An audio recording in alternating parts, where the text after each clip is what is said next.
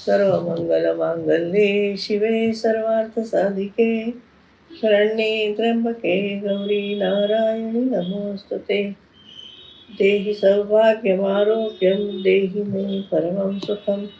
रूपं देहि जयं देहि यशो देहि द्विषो जहि. ओम श्री मात्रे नमः. अवधूत चिंतन श्री गुरुदेव दत्त सद्गुरुनाथ महाराज की जय. जय जय रघुवीर समर्थ. आज 28 जुलै 2026. काल आपण गंधद्वारा हे देवीचे नाव आणि त्यापासून तयार होणारा मंत्र गंधद्वारा ये नमः हे पाहिलं, त्याचं महात्म्य पाहिलं आणि त्याचं फळ पण आपण पाहिलं. काल आता आज आपण ही जी रुची आहे गंधद्वारा दुराधर्षा नित्यपुष्टांकरी शिणीम, त्या रुचेमधलं गंधद्वाराच्या पुढचं जे पद आहे दुराधर्षा, याचा अभ्यास करणार आहोत. 149व्या श्लोकाचा उत्तरार्ध ते 153वा श्लोक एवढ्यामध्ये या पदाचा म्हणजे खायची पद आहे दुराधर्षा त्याचं आणि त्यापासून तयार होणारा जो मंत्र आहे ओम दुराधर्षाये नमः, त्या मंत्राचा उहापोह त्यामध्ये केलेला आहे. दुराधर्षा याचा सामान्य अर्थ जो आहे, शब्दार्थ जो आहे तो जिंकण्याला कठीण, अबाधित राहणारी असा आहे. ते कसं आहे, त्याचं काय विवेचन केलंय या ग्रंथामध्ये ते आता आपण बघणार आहोत. देवी असं म्हणते इथे की कोणासाठी मी दुराधर्ष आहे, तर दैत्य, दानव आणि राक्षस यांच्यासाठी मी दुराधर्ष आहे. ते माझ्यापर्यंत पोचू शकत नाही. का नाही शकत आहे ते आता बघूया पुढे आपण. पुढे ती सांगते की मी सर्वांच्या अंतरंगातील शुद्ध जाणीव आणि क्रियारूप शक्ती आहे. माझ्या स्वतःच्या जाणीव व क्रिया त्या कोणीही अडवू शकत नाहीत आणि त्या कारण त्या कोणी अडवाव्यात इतक्या सुलभ नाही आहेत. कारण आपली स्वतःची जी जाणीव आहे ती आपल्या अंतरंगात असणारी जाणीव दुसऱ्याला कशी कळेल आणि तो कशी जिंकू शकेल. तशी ही क्रियाशक्तीरूप, ज्ञानशक्तीरूप, इच्छाशक्तीरूप जाणीव, संवित, शुद्ध जाणीव ही जी चेतना आहे अंतरंगातली, तिला दुसरं कोण अडवणार आहे? कोणी अडवू शकत नाही. ती तिच्या शक्तीने संपन्न आहे. इथं आता असं म्हटलंय की दैत्य, दानव, राक्षस म्हणजे आसुरी संपत्तीचे लोक. मागच्या प्रवचनामध्ये आपण बघितलेलं आहे की आसुरी संपत्ती कोणती, भगवद्गीतेप्रमाणे आपण त्याचा अभ्यास केलेला आहे. तर ही आसुरी शक्तीरूपचे लोक आहेत, आसुरी संपत्तीचे लोक आहेत. ते माझ्यापर्यंत पोचू शकत नाहीत कारण देवी अतिशय शुद्ध आहे, जाणीवरूप आहे, ज्ञानरूप आहे, क्रियाशक्ती आणि कर्तृत्ववान आहे. त्यामुळे तिला कसलीही बाधा होऊ शकत नाही. तिला ओळखणं सुद्धा कठीण आहे. बरोबर, चैतन्याला कसं ओळखणार, त्याला काही रूप नाहीये. जाणीवेला कसं ओळखणार, त्याला काही रूप नाहीये. न विज्ञातारमरे के न विजानीया असं म्हटलेलं आहे ना. विज्ञातारमरे के न विजानीया असं म्हटलंय की. त्यामुळे कोण जाणणार आहे तिला, कसं जाणणार आहे, कशाची तिला बाधा होणार आहे? होणारच नाहीये, कारण कोणीही जाणू शकत नाही. त्यामुळे तिला कसलीही बाधा होऊ शकत नाही. तिला ओळखणं सुद्धा कठीण आहे, तिला पाहणं कठीण आहे, तसंच तिला जाणून घेऊन तिची अनुभूती घेणं सुद्धा कठीण आहे. देवी सर्वांच्या अंतरंगात स्थित आहे हे तर आपण पहिल्यापासून बघितलं. सर्वांची जाणीव आहे, सर्वांची क्रियाशक्ती आहे, सगळं तीच आहे. ती अंतरंगात राहून ज्या क्रिया करते त्याचा करता स्थूल रूपात मनुष्य प्राणी दिसतो किंवा इतर प्राणी दिसतात की ते क्रिया करतात असं. पण खरा करता कोण आहे? भगवती आहे. कारण ती आतमध्ये असल्याशिवाय चेतना रूपाने, संवित रूपाने, क्रियाशक्ती, ज्ञानशक्ती, इच्छाशक्ती रूपाने असल्याशिवाय कुठलंही कार्य कुठलाही प्राणी करू शकत नाही. त्यामुळं तिचं शुद्ध रूप आहे, ते कशाने बाधित होत नाही, बाधित करता पण येत नाही. आता आपण जर म्हटलं की आपले डोळे आपल्याला पाहिजेत, तर डोळे हातात काढून घेऊ शकतो का? तर अशक्य. आपल्याला आरसा लागतो पाहण्यासाठी. तसं अंतरंगातली शक्ती बाहेर काढायची आणि तिला पाहायची, हे शक्य आहे का? शक्य नाही. म्हणून तिला जिंकणं अशक्य. या अर्थी ही शक्ती म्हणजे कशी लक्ष्मी दुरादर्श आहे. पुढे असं म्हटलंय की जे देव दानव किंवा ईश्वर नाही असं म्हणणारे जे लोक आहेत, असुरी संपत्तीचे लोक आहेत, ईश्वराला नाकारणारे लोक आहेत, ते सुद्धा कशामुळे ते म्हणतात असं सगळं, तर त्यांच्या अंतरंगात क्रियाशक्ती आहे ना. त्यांच्या अंतरंगामध्ये ज्ञानशक्ती आहे, इच्छाशक्ती आहे, क्रियाशक्ती आहे. मग त्यांच्या अंतरंगातल्या क्रियाशक्तीमुळे जर ते हे म्हणत असतील की मी नाही देवाला मानत, देव नाहीच आहे, मीच कोण आहे, तो करता करायचा आहे, हो ना, सिद्ध हम बलवान योगी सगळा मीच आहे, असं जरी म्हणत असतं, कशाच्या अधिष्ठानावर म्हणतो? शरीरामध्ये चैतन्य आहे म्हणून, इच्छाशक्ती आहे म्हणून, जाणीव शक्ती आहे म्हणून, क्रियाशक्ती आहे म्हणून. मग ती असताना तिला नाही आहे म्हणतात ते, असं म्हटलंय. पण ते स्वतःच्या अंतरंगातल्या क्रियाशक्तीला जाणू शकत नाहीत. तिच्या अधिष्ठानावर बोलतात, पण तिला जाणत नाही. कारण का? तर त्यांचं चित्त सगळं भौतिक गोष्टींकडे लागलेलं असतं. या जगामध्ये भोग्याशक्ती आहे ना. सगळं आज तर बघतो आपण, ग्लॅमरस किती दाखवतात आपल्या टीव्ही वरती, वेगवेगळ्या चॅनलवरती. कपडे बघा, सौंदर्य प्रसाधनं बघा, घरं बघा, केवढाली केवढाली सिरियल मध्ये दाखवतात. आणि काय असतं, एकमेकांवर कुरघोडी करतात. त्यांना कुठे माहिती की आपल्या अंतरंगामध्ये लक्ष्मी आहे. ते स्वतःच्याच नादात, उपभोगाच्या, सत्ता पाहिजे, संपत्ती पाहिजे, अशा नादामध्ये ते असतात. आणि सगळं लक्ष उपभोगाकडे असतं त्यांचं. मोठ्यातला मोठा टीव्ही, मोठ्यातला मोठा फ्रीज, मोठ्यातल्या मोठी गाडी, मोठ्यातला मोठा बंगला, है ना? असं सगळं त्यांच्या मनामध्ये असतं. सत्ता पाहिजे, संपत्ती पाहिजे, अशाकडे लक्ष असतं. त्यामुळे ते ही जी बाहेरची उपभोग ज्याचा घेतो, ती शक्ती आहे ती, आणि अंतरंगातली जी उपभोग घेणारी शक्ती आहे, जी भोगता आहे, तिला ओळखतच नाही ते. त्यांचा संबंधच लावू शकत नाही. मग भगवंताला तर ते वैरी समजतात, तर मानत नाहीत. त्यामुळे अंतःशक्तीचे रूप सुद्धा ते समजू शकत नाही. हे आसुरी संपत्तीचे सगळे लोक, आणि आजकाल मला वाटतं जास्तीत जास्त तेच लोक आपल्याला दिसतात. वर्तमानपत्र उघडलं की दुसरं काहीही आज पाहायला मिळत नाही, वाचायला मिळत नाही, है ना.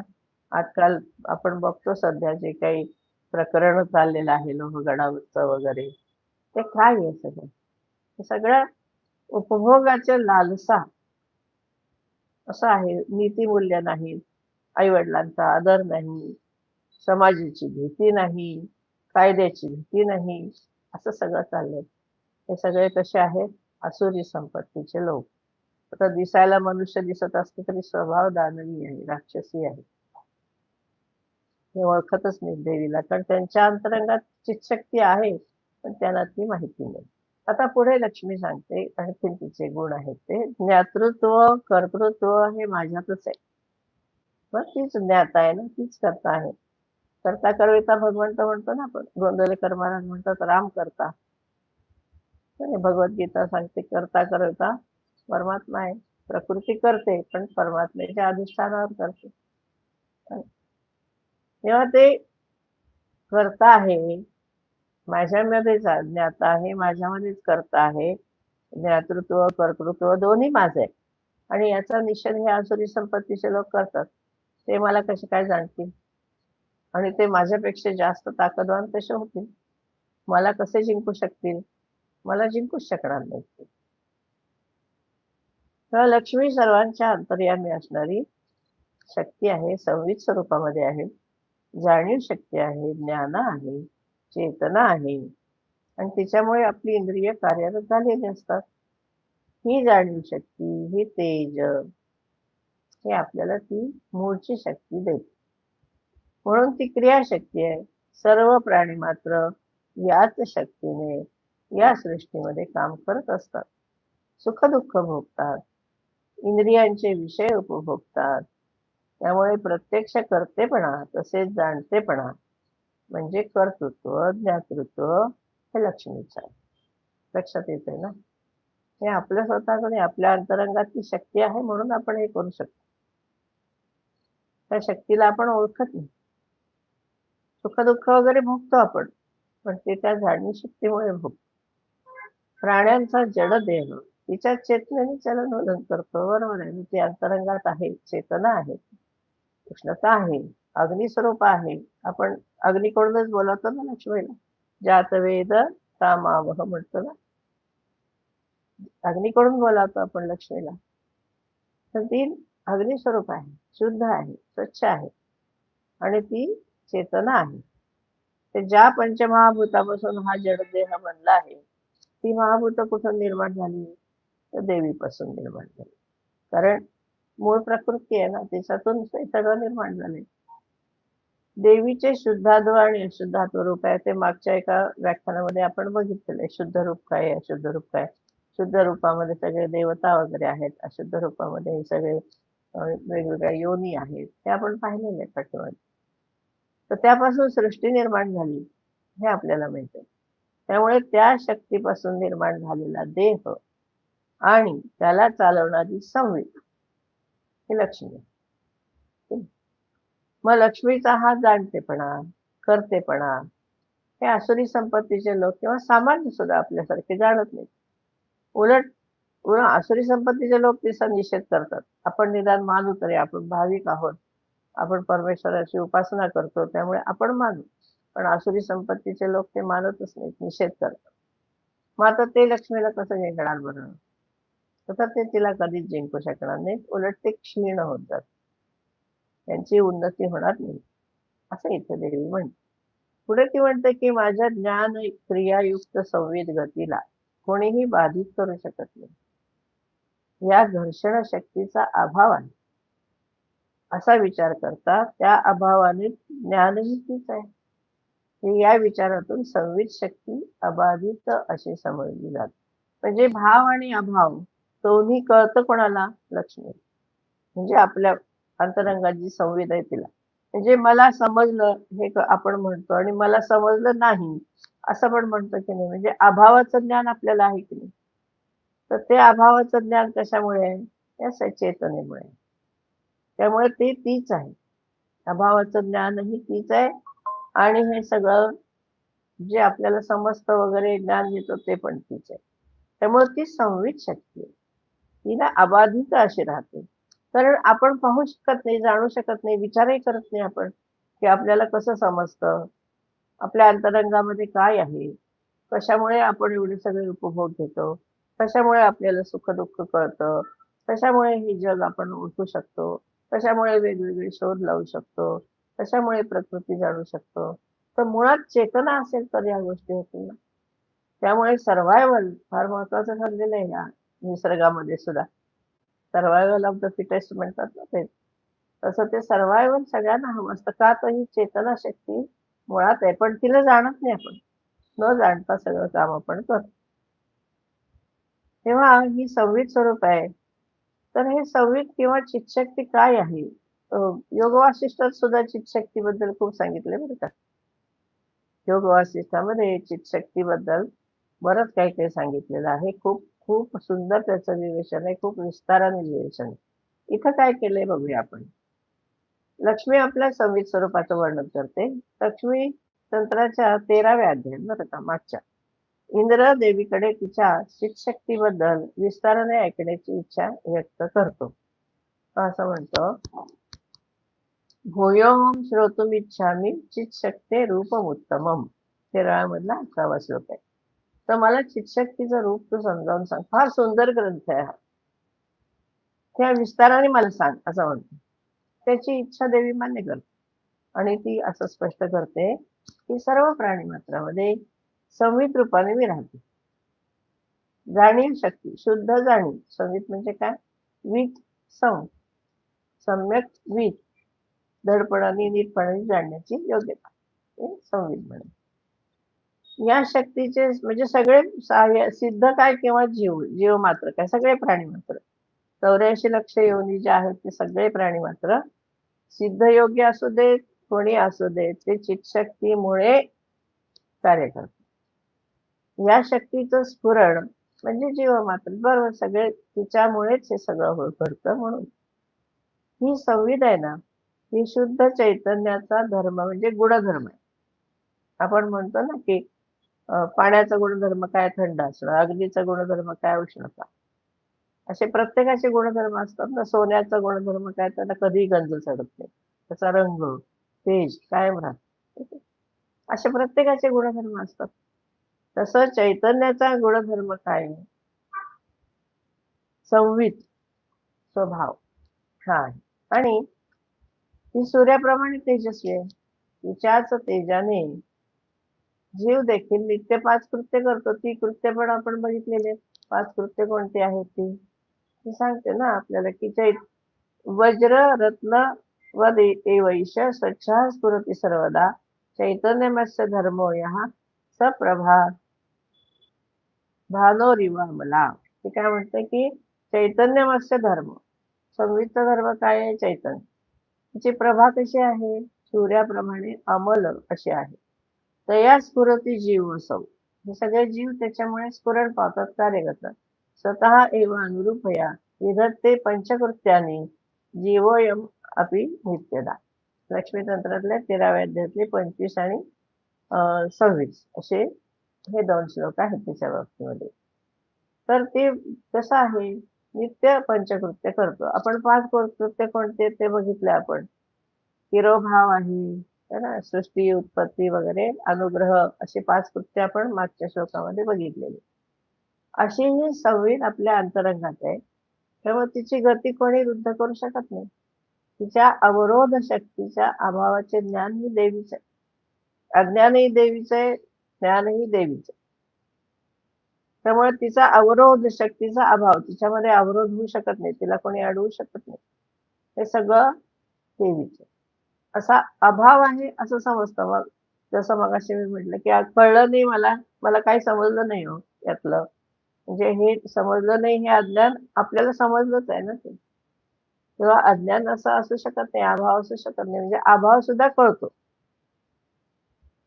त्याची समजण्याची शक्ती बुद्धी देखील लक्ष्मीच आहे. त्यामुळे तो संघर्ष करू शकत नाही आपल्या बुद्धीशी, आपल्या शक्तीशी.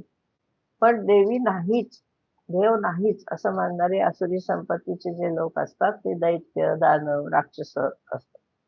आणि ते तिच्याशी संघर्ष करू पाहतात. तुळजाभवानीने लढायला किती जण आले, महिषासूर वगैरे, है ना, शुंभ, निशुंभ. सप्तशती वाचतो आपण. देवीशी लढायला किती असुर आले. सगळं सप्तशती आहे की नाही त्याच्यामध्ये. तर ते सगळे संघर्ष करू पाहतात, पण करू शकत नाहीत, कारण त्यांच्यामध्ये चेतना, शक्ती, बुद्धी रूपात ती वास करते. या देवी सर्वभूतेषु शक्तिरूपेण संस्थिता नमस्तस्यै नमस्तस्यै नमस्तस्यै नमो नमः. या देवी सर्वभूतेषु बुद्धिरूपेण संस्थिता नमस्तस्यै नमस्तस्यै नमस्तस्यै नमो नमः. आहे ना सप्तशतीमध्ये, आपण सगळे म्हणत असाल. म्हणून ती कशी आहे? तिच्याशी आपण लढाई करू शकत नाही, तिला जिंकू शकत नाही. आपणही नाही, आसुरी संपत्तीचे लोक पण नाही. म्हणून देवी कशी आहे? दुरादर्श अशी आहे. आता पुढे ते सांगते, की सांख्य विज्ञानात तरबेज असलेले तज्ञ मला दुरादर्श असं म्हणतात. हा 8 अक्षरांचा मंत्र अंधकारमय गतीपासून सोडवतो. आता हे विशेष आहे. प्रत्येक मंत्राची फलश्रुती विशेष आहे आणि ती जरूर लक्षात घ्यावी. आणि त्या त्या प्रसंगी आपण तो मंत्र म्हणायला हरकत नाही, कारण हा लक्ष्मी तंत्रातला आहे, आगमातला आहे. निगमातले जे वेदातले मंत्र आहेत, त्याची दीक्षा घ्यावी लागते. पण नाममंत्र असतात, त्याचं दीक्षा घेण्याची गरज नाही. नामसाधना कोणी करू शकतं. पण श्री गणेशाय नमः, आपण नाव घेतो देवाचं. ओम नमः शिवाय, ओम नमो भगवते वासुदेवाय. तसं ही देवीची नाव आहेत. नामाला काही हरकत नाही घ्यायला. तेव्हा हे कसं आहे, त्यांनी फलश्रुती काय दिलंय? अंधकारमय गतीपासून सोडवत. प्रत्येक मंत्राची फलश्रुती जरूर लक्षात घ्या. ज्यांनी हे ऐकलं आहे त्यांनी स्वतःही ते करायला हरकत नाही. नंतर ज्यांना आवश्यक आहे त्यांना सुद्धा त्यांनी जरूर मार्गदर्शन करावं, कारण हे नाम सांगितलेलं आहे, नामाचे मंत्र आहेत, त्याच्यामध्ये बीजाक्षर नाही आहेत. त्यामुळे सगळ्यांनी म्हटलं तरी चालेल.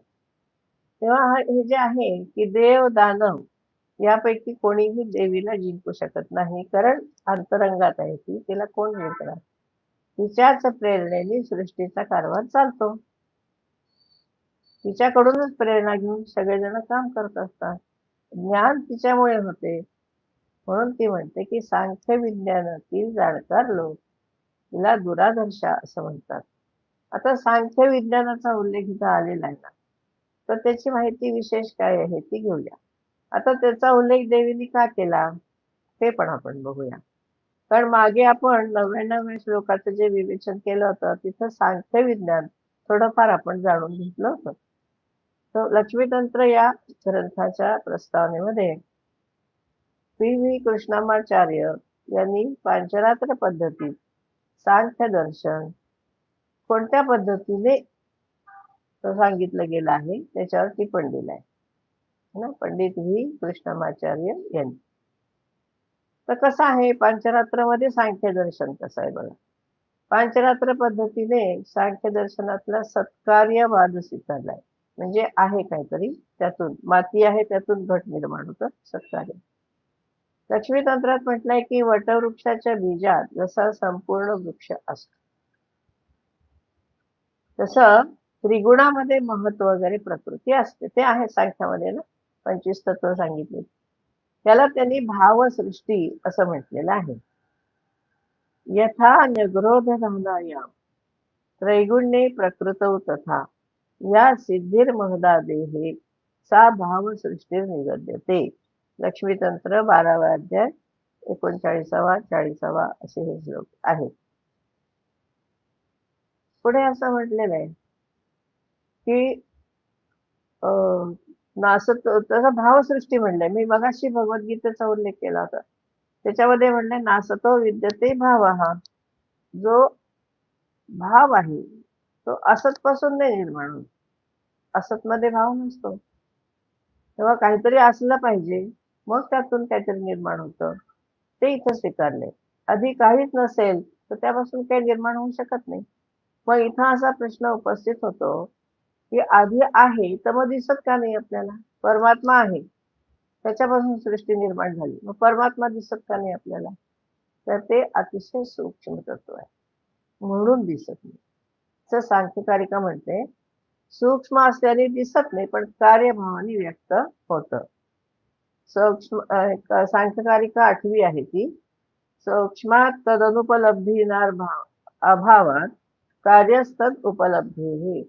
एखादी वस्तू आपल्याला दिसत नाही पण ती निर्माण झालेली दिसते. तो निर्माता दिसत नाही. वस्तू दिसते पण निर्माता दिसत नाही.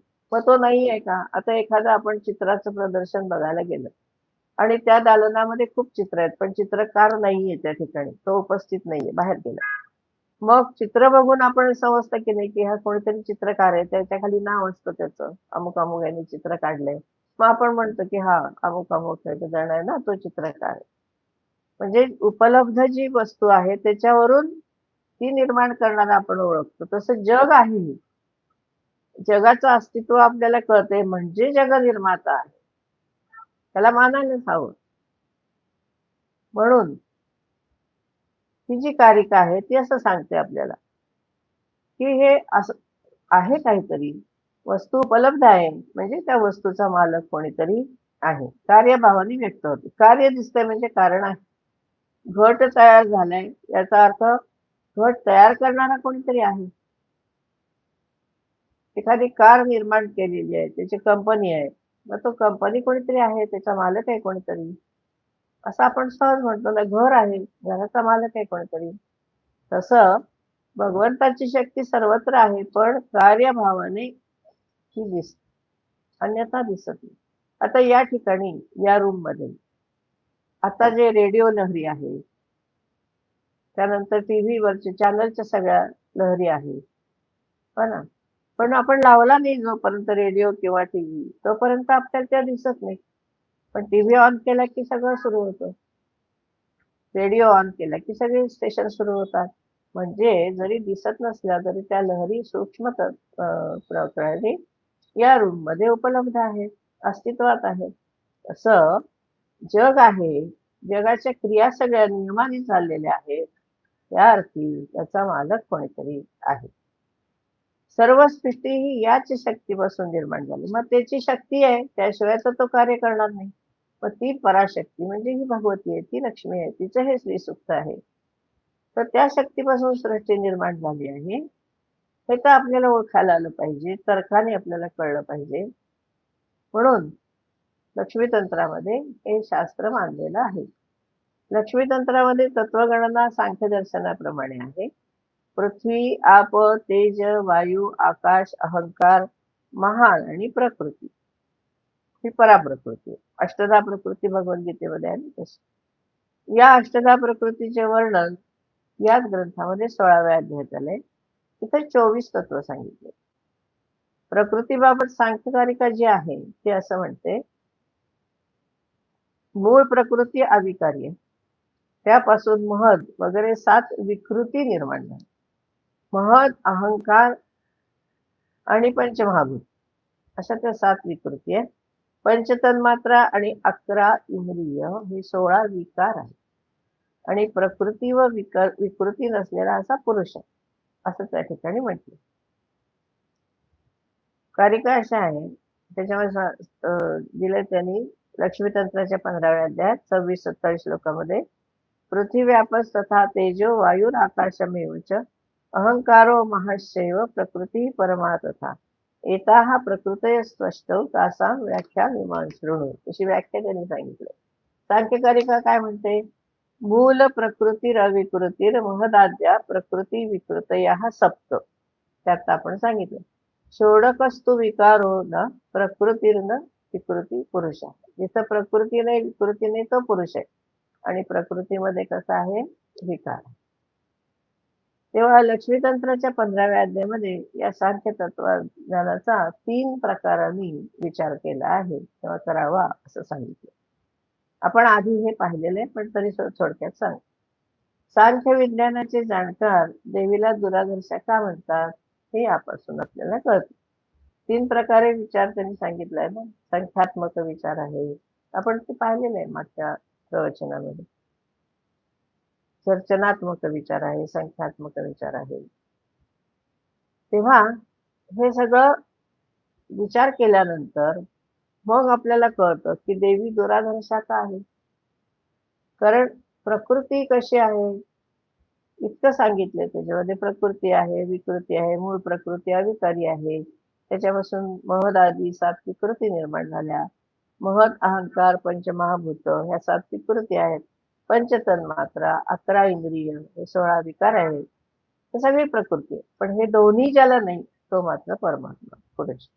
तेव्हा हे सगळं जाणून घेऊन सांख्य विज्ञानाचे जाणकार देवीला दुराधर्षा म्हणतात. मूळ प्रकृतीपासून म्हणजे भगवंताच्या शक्तीपासून म्हणजेच लक्ष्मीपासून सृष्टी उत्पन्न झाली आहे. तिचीच शक्ती घेऊन सगळी इंद्रिय कार्य करतात. आपलीच नव्हे, प्राणी मात्रांची. जे कोणी आहेत, सज्जन असोत, दुर्जन असोत, सुष्ट असोत, दुष्ट असोत, गरीब, श्रीमंत, गोरे, काळे, पिवळे, जे काय जसं कसं असेल सृष्टी, हे सगळे प्राणी मात्र जे आहेत ते या भगवतीची शक्ती घेऊनच काम करतात. ती शक्ती कोणी पाहू सुद्धा शकत नाही. आपल्या आत्म्याला आपण बघतो का, जीवात्म्याला बघतो का, आपण नाही. आपल्या जठराग्नी आहे, आपण पाहतो का, नाही. फक्त अंग गरम लागतं, त्यावर ओळखायचं. मग तिला जिंकणार कसं, जर ती आपल्याला दिसत नाही, आपल्याला तिला असं प्रत्यक्ष डोळ्यांनी पाहता येत नाही, तर तिला जिंकणार कसं. शत्रू समोर नाहीच आहे, त्याला जिंकणार कसं. जे लोक देवीला शत्रू मानतात ते समोरच नाही, ती त्यांच्या अंतरंगात. मग आतली शक्ती बाहेर काढून बघणार कसं. जसं डोळा जर हाताने बघायचा असेल आपल्या डोळ्यात, डोळा काढावा लागेल, मग डोळा दिसेल का, नाही दिसणार. तसं आहे. म्हणून ती दुराधर्ष. इतकं विवेचन यामध्ये केलेलं आहे.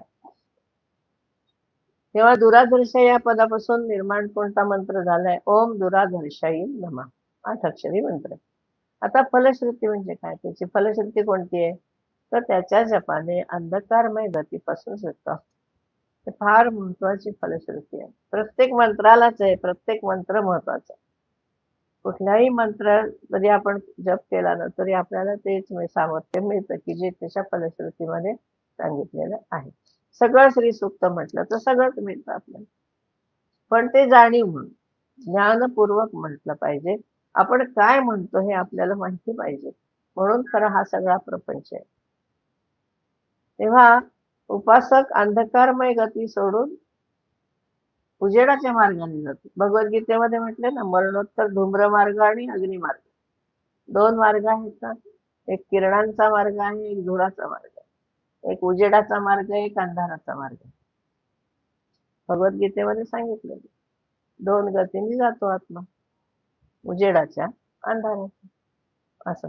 त्याच्यामध्ये श्लोक असा आहे, अग्निर्ज्योतिरः शुक्लः षण्मासा उत्तरायणम् तत्र प्रयाता गच्छन्ति ब्रह्म ब्रह्मविदो जनाः धूमो रात्रिस्तथा कृष्णः षण्मासा दक्षिणायनम् तत्र चांद्रमसं ज्योतिर्योगी प्राप्य निवर्तते. 8व्या अध्यायातले 24 आणि 25 असे हे गीतेमधले श्लोक आहेत. बृहदारण्यक उपनिषदामध्ये पण म्हटलंय की जे अविद्येची उपासना करतात ते अंधाराच्या मार्गाने जातात असं म्हटलंय. त्याच्यामधली ऋचा अशी आहे, अंधम तमः प्रविशन्ति ये अविद्याम् उपासते ततो भूय इव ते तमो य उ विद्यायां रताः. बृहदारण्यक उपनिषद 4:4-10 असा त्याचा संदर्भ आहे. तेव्हा लक्ष्मीचे जे अंधाराच्या मार्गाने जातात ते कुठे जातात? अंधारातच पडतात. उजेडाच्या मार्गाने जातात ते परमात्म्यापर्यंत पोहोचतात. तेव्हा लक्ष्मीला जाणणारा ब्रह्मशक्तीला जाणतो. त्यामुळे त्याची तमोगातीपासून सुटका मिळते. तो ज्योतिर्मार्गाला जातो. म्हणून ती दुराधर्षा पदाचं एवढं महत्व आहे. आपल्याला प्रत्येक पदाचं असं वैशिष्ट्य, असं महत्व ह्या लक्ष्मीतंत्राच्या या अध्यायामध्ये सांगितलेलं आहे. आणि ते जरूर लक्षात घ्यावं, त्याचं चिंतन करावं. आपले मागे जे आतापर्यंत प्रवचन झाली ती पण परत एकदा ऐकावी. त्याच्यामधून आपल्याला आणखीन आणखीन समजत जाईल आणि श्रीसूक्त म्हणण्यामध्ये आपल्याला खूप आनंद मिळेल. पुढचं जे पद आहे त्याचा मंत्र आहे तो आपण उद्याच्या प्रवचनात बघूया. आता आपण थांबूया. धन्यवाद. सर्वे भवन्तु सुखिनः, सर्वे सन्तु निरामयाः, सर्वे भद्राणि पश्यन्तु मा कश्चित् दुःखभाग् भवेत्. ओम शांति शांति शांति. हरि ओम. श्री गुरुभ्यो नमः. हरि ओम.